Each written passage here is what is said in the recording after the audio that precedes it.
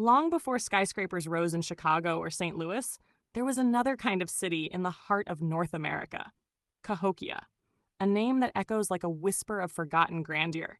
Nearly 1,000 years ago, it was the largest city north of Mexico, a sprawling complex of earth and wood where tens of thousands of people lived, traded, worshipped, and dreamed.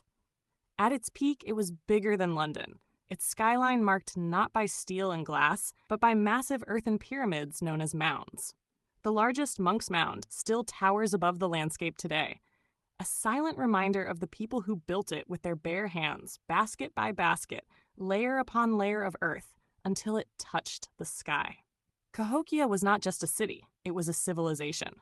A place of ceremony and astronomy, where wooden circles, sometimes called woodhenges, tracked the movements of the sun and marked solstices with precision. It was a hub of trade where shells from the Gulf, copper from the Great Lakes, and obsidian from the Rocky Mountains all converged.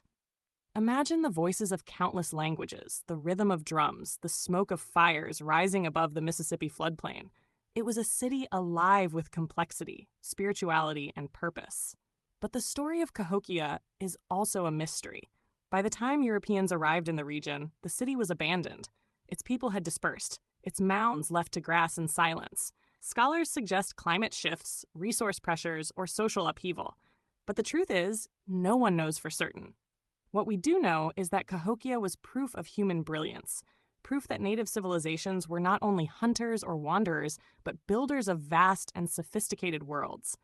When you stand near its mounds today, you feel both awe and grief. Awe at what was achieved without iron tools, wheels, or beasts of burden. Grief at how quickly we forget the stories written into the earth beneath our feet. Cahokia reminds us that history is not a straight line. It rises and falls like civilizations themselves. And somewhere in those silent mounds lies a lesson about ambition, balance, and the fragility of greatness.